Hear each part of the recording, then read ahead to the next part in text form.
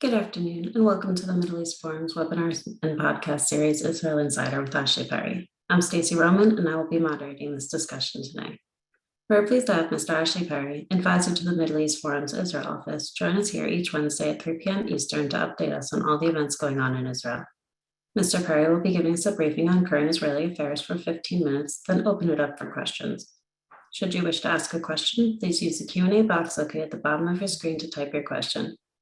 Now with that, I will turn the discussion over to Mr. Ashley Perry. Thank you very much, Stacey, and good evening from Israel. We have a lot to talk about tonight because for those of you who follow Israeli politics, the Knesset session, the winter Knesset session began on Monday. So that means politics basically came back. The recriminations, the divisions, especially between the coalition opposition, took a hiatus over the Jewish holiday period, but they're certainly back with a vengeance. The opening speeches, whenever there's an opening session of the Knesset, it's opened by the president.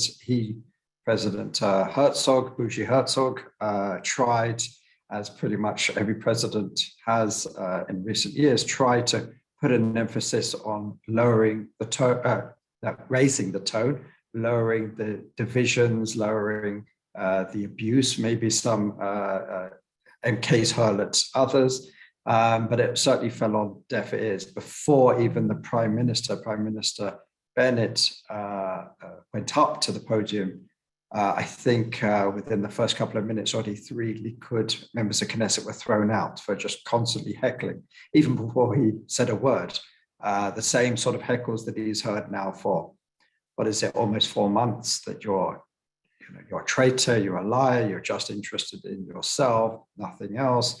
And it got quite a few of the more rabble-rousing Likud's MKs chucked out pretty early.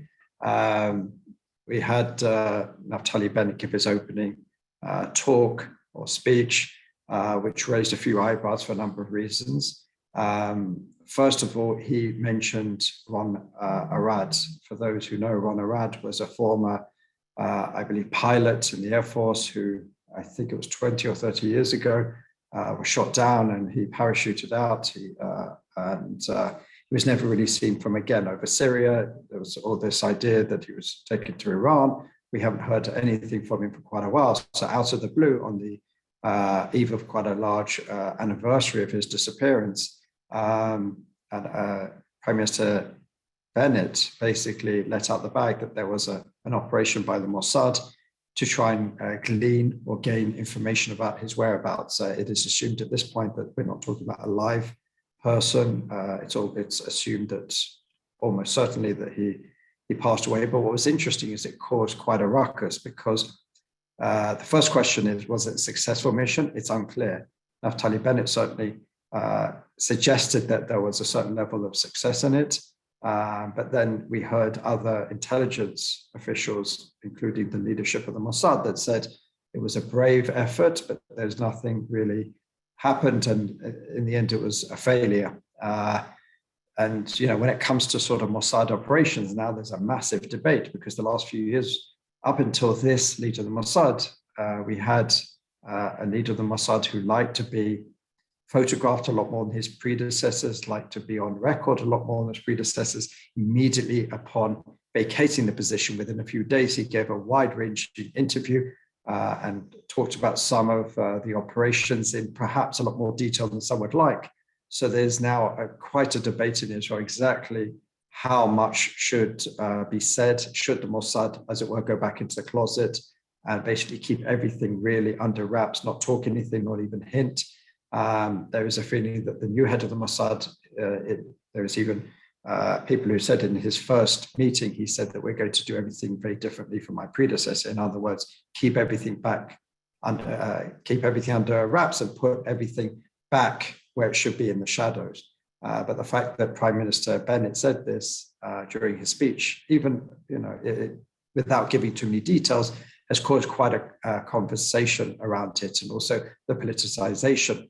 And there's a lot of talk how much Prime Minister Netanyahu, former Prime Minister Netanyahu, politicized many of the tasks which the Mossad did in the past, whether it was in Iran or elsewhere. There was a lot more leaks, let's say, and a lot more suggestions of covert operations out in the open.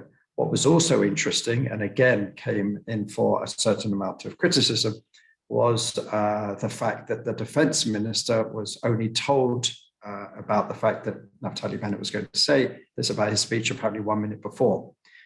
This again, let's say, speaks to something we've spoken about before about the, let's say, cool relationship between Defense Minister Gantz and Prime Minister Bennett. And there are suggestions that if he was told earlier, he may have said that it shouldn't have happened. And again, it just speaks to the tensions within the government. On the flip side, we've talked a lot about sort of trying to reel Benny Gantz in, making sure that he stays in this government because he is the real wild card. I was in the Knesset today and speaking about this with someone, and if you look around the parties, they're just simply, what if, and I would say when the budget is passed, the only real opportunity to fell this government is by a motion of no confidence. Ironically, no confidence votes are much tougher than they used to be. Much of what the Netanyahu camp is complaining about in this government is actually laws and rules and regulations they put in during their time. And one of them was that because we used to have no confidence votes all the time, and it held up a lot of Knesset activity. So they tried to make it a lot more difficult, said if you're going to have a no confidence vote, it has to be accompanied by an alternative government, which means you have to have 61, you have to have a prime minister, you have to have a whole government set up, which obviously makes it a lot more difficult to do. So if you look around the current coalition, to put together a no confidence vote with an alternative government, the only possible player at the moment is Benny Gantz. What we did see this week is trying to create that gap between Benny Gantz and Netanyahu. Benny Gantz for quite a while has been trying to lead and trying to create a national investigation into submarine affair. There was some, I think it's called Case 3000. Those of you who have been following former Prime Minister Netanyahu's corruption trial knows there's Case 1000 against him, Case 2000 against him, and Case 4000 against him. There's a Case 3000, which was to do with some kickbacks and some procedures that were allegedly ignored in buying submarines from Germany and allowing submarines to be sold by Egypt, because there's an understanding with Germany that submarines are not sold to Egypt without Israel's okay. The case got as far as Netanyahu's inner circle. Some very close people to Netanyahu have been indicted in that case, but so far Netanyahu has not. But there is a feeling that if, amongst many players in the political arena, that if it was dug a little bit deeper, then they would find this connection. This is something Benny Gantz, who was chief of staff at the time, has been pushing for a long time. And interestingly enough, Gideon Saar came out in the last couple of days and said that he supports it. Now, some say that in the past he didn't support it. He came out in the TV news just about an hour ago saying that he was never against it, but he really wanted to look into the issue and not just come at it from a political point of view, but from a legal point of view. Don't forget, he's justice minister, and now he fully supports that state inquiry. So it'll be interesting to see if that happens, because it's obviously something that Netanyahu doesn't want, and the Likud certainly don't want. So the fact that Benny Gantz is leading on this could create that space. Another couple of things that Gideon Saar is trying to push as justice minister, which certainly will rile up the Netanyahu camp, is creating two laws. The first is having term limits, which basically would be 2 term limits, 4 years each. In other words, a prime minister would not be able to serve more than 8 years, which is interestingly something that many Likud leaders would be prepared to sign on, because this law would not be retroactive. In other words, if Prime Minister Netanyahu, under this new law, whenever former Prime Minister Netanyahu will become Prime Minister again, is 8 years start from scratch. So that's something which is seen as less personal. What is seen as more personal is a law that would see that no person under an indictment could form a government. That obviously, it doesn't matter if it's retroactive. Netanyahu's indictment continues until the court case is finished and he's either found guilty or innocent. So that is seen as more personal, and obviously there's a lot more objection to that within the Likud. But obviously this is something that, if it's pushed through by this government, will certainly create quite a problem with the opposition as it stands at the moment. People asked last week about polls. There was a poll this week. Interestingly, the most interesting part of it is that Tikva Hadasha, New Hope, Gideon Saar's party, would not pass the electoral threshold. And some suggestions are that this is why he's come out with some of these laws to make himself relevant today. He even admitted on the TV that he hasn't been in the public eye as much. So maybe that's why he's losing support. Other interesting things are Likud went up by 4 seats according to the poll, probably because of Tikva Hadasha, which is a right of centre party. Probably they went to the Likud. But the most interesting thing is that neither side could form a government. There would be 6 seats in the middle by the Joint Arab List, and neither side, without the Joint Arab List, would be able to reach that vaunted 61 seats to be able to form a government. So we'd be pretty much back in that situation where we wouldn't be able to have a government if both sides stuck to their guns. Another thing that Gideon Saar did say tonight as well, which is kind of understood, but it's probably more about what trying to create some sort of movement, is he said that if Netanyahu was no longer the leader of the party, there is a chance this government wouldn't have the same makeup as it does currently, which is probably, more than anything else, is to try and put pressure on other players in the Likud to try and take steps, try and move centrally against Netanyahu. What we did see is probably his main opponent, main challenger, Nir Barkat, actually came out, was named in, what was it called? Not the Panama Papers, the most recent one. He was named as having offshore accounts and property in all sorts of exotic places. He believed that was an attempt to try and diffuse much of his popularity. But there's definitely a lot to watch out for in internal Likud politics and dynamics. On the diplomatic front, we've actually seen an interesting meeting this week between the head of Meretz, Nitzan Horetz, the health minister. We talked about this, I believe, a little bit last week, but quite a lot has come out over the last few days. Abu Mazen, Mahmoud Abbas, apparently in one part of the meeting, asked to speak with Ayelet Shaked, the interior minister, obviously probably one of the most right-wing members of this government. She shot that down immediately. But apparently he also asked to meet with Yair Lapid. So it's interesting that Mahmoud Abbas is trying to reach out to this government. Probably a big part of it is not because he suddenly believes there's anything to talk to with the Israelis, but because the Americans seem to be pushing him more and more into a corner. They're not happy with not only his ongoing rejectionism and his threats at the UN last week to renege recognition of the state of Israel, something that happened all the way back in 1993, but also the heavy hand in the dictatorial nature he's taken recently towards his people. Apparently, the Biden administration is very unhappy about that and has made it known. We know that Abu Mazen wanted to come to New York for the General Assembly, but only on the proviso that there'd be a meeting with Biden. The Biden administration shot that down, and apparently there's great displeasure with Abu Mazen for what's going on recently.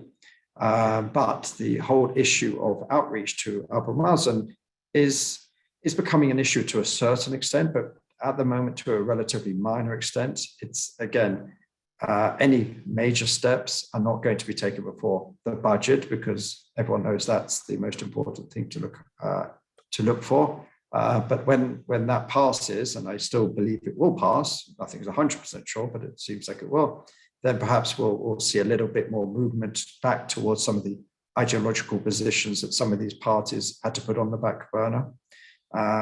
discussions between Hamas and Israel, indirect discussions through Cairo, with Americans also involved, seem to be stalling at the moment. My guess is that there will be no movement on any sort of prisoner exchange, even if there's going to be one, until again after the budget.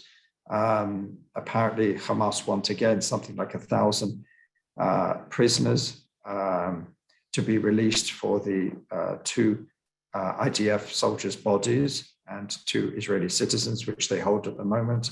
That seems to be going nowhere at the moment. And again, I doubt, while Naftali Bennett is prime minister, there's going to be much chance of a deal. Again, everything's possible, and it depends how desperate Hamas get. But it's certainly not before the budget. So that seems to have stalled at the moment. So we're back with politics. We're back with some very interesting dynamics between the opposition and coalition. Again, that November 14th date, where the budget has to pass, is what the coalition is looking at. The opposition at the moment is kicking and screaming, but not much more. But we'll see if they have any more teeth to be able to delay the budget, that's all they need to be able to delay it. And then we go to immediate elections. And we'll see what happens in the days and weeks to come. With that, I'm happy to answer any questions about these issues or anything else. All right, thank you so much. So the first question we have is from Jeffrey Sheff. Do you have any reactions to Shaked's UAE comments that a Palestinian state will not happen under Bennett or Lapid? I mean, this isn't the first time it's been said. It's interesting that she would say it while on a tour in the Gulf, but these positions are well known. It's very unlikely. Obviously, there are certain parties in the government who would certainly like to see it. There are other parties who would certainly not like to see it, and there are probably other parties who just believe it won't happen. I think Yesh Atid probably sit there. As I referred to before about Abu Mazen reaching out and wanting to meet with Foreign Minister Lapid, he said that there's no point in having this meeting at this time. At this time is the most crucial part, because Yesh Atid are in favor of a two-state solution, but they just don't believe that at this present time, with the steps that Abu Mazen has taken at The Hague, with the threats that he's made at the UN, that certainly there is a partner. And also because he understands that this isn't a government which is, has a majority for peace on the sort of levels which Abu Mazen would want, which the likes of Meretz and perhaps Ram would want. So there was nothing new in those comments, and it's very unlikely that anything really substantive will move on that issue in the coming months or even years. There will certainly be steps perhaps taken to calm the situation, to perhaps manage the conflict or what have you. But as far as a Palestinian state, I don't see that happening anytime soon. All right, thank you. And just to follow up on that, an anonymous attendee asks, there is a recent report that Biden is pressuring Israel on settlements in Judea and Samaria, also pushing for a two-state solution. Do these reports have validity? Certainly. I mean, I would say the first one, certainly, there is an interest for the Americans to try and limit on, let's say, both sides. I talked about the unhappiness with Abu Mazen on the one side, and I'm sure that the Biden administration, like most administrations, want Israel's settlement activity to be at a minimum. They will not use the word freeze. They will not use the word stop completely. They will probably want to also be informed if there's going to be any announcements. But I'm sure these messages are coming across frequently, that they should be limited as much as possible. So I don't doubt that. And the Biden administration's policy is for a two-state solution. So again, there's nothing necessarily new there, but the Biden administration certainly understands that there's very little that can be done, A, with Abu Mazen at this time, and B, with this government. They know that there's very little wiggle room for that. So I think what we'll see over the coming months, there'll be certain steps taken by all three parties, by the Americans, by the Palestinians, by the Israelis, obviously with the Americans trying to push behind. the scenes as much as possible to try and get some steps, some confidence building measures, as they've been called in the past, some sort of understanding, some way of dealing with each other. But I think the Americans understand at this point that any major steps, any major peace initiatives at this point is just, it's not going to sort of come to fruition at this point for all those reasons I've enunciated. Understood. Thank you. And another question from Jeff Sheff regarding the Biden administration. He says, I have heard that the Biden administration is actually against the Abrahamic Accords because it conflicts with their strategy towards Iran appeasement. Do you have any information on this? I would say they're not against, certainly not against. Are they full-throated supporters? And they're going to put, I think we spoke about this even a couple of months ago. The Biden administration is not against the Abraham Accords. They came out and they welcomed the first anniversary, and there's certainly interest to expand them. Are they going to put the political, economic, diplomatic clout behind them that was necessary, that happened under the Trump administration? Probably not at this point. There's been interesting talk in Israel on this point that there is going to be a possible expansion of the Abraham Accords, perhaps Oman. There was a foreign minister, Lapid, talked about, maybe he didn't mention Oman. There was a foreign ministry official which specifically mentioned Oman, but there is a lot of talk about there could be some interesting developments in the next few months. Some other countries, Israel is talking to almost every Middle East country, every North African country. I think that's probably an exaggeration, but many other countries to try and expand it. The Americans would certainly be behind it. But again, don't forget each agreement that was made, all the 4 agreements that were made last year under the Trump administration, they received something very important for them from the American administration, whether it was the UAE with the F-16s, Morocco with the Western Sahara, Sudan off the terrorist list. I can't remember what Bahrain got. If they got something, maybe I'm wrong, maybe only 3 out of 4. But that means that there was a lot of engagement from the American side. And we don't see that level of engagement for various reasons. I don't think it's particularly to do with not interested in expanding it, but there's a different outlook. There's certainly a different outlook on countries like Saudi Arabia, which are absolutely crucial and were very strong allies of the Trump administration. The Biden administration certainly doesn't see them in the same way, or even Egypt, which is another major player, which has been a little bit critical of. So I don't think it's about Iran. I don't think it's appeasement of Iran. The Americans believe that the JCPOA is the best vehicle, perhaps a more robust, stronger agreement is the best vehicle to stop an Iranian bomb. Obviously, that's not a view shared by most decision makers, opinion shapers in Israel, but I don't think it's necessarily about appeasement and being against the Abraham Accords. There's a lot of different issues involved there. And I'm sure if there was another peace agreement or normalization agreement between Israel and a member of the Arab world, first of all, I'm sure the Americans would be involved at some level. Again, not probably to the level of the Trump administration, and I'm sure that they would welcome it. Wonderful, thank you. Reuben Haq has a follow-up on that. As Iran gets closer to a nuclear weaponization, will Israel actually try the use of military force to prevent it? Well, again, I've said this a few times, and we have to make a differentiation between weapons-grade uranium and actual weaponization. Those are 2 different things. They are very close to weapons-grade material, but they're not so close to the ability to actually launch a nuclear missile. That's the first one is suggested to be a few months away. The second one is as much as 2 years away.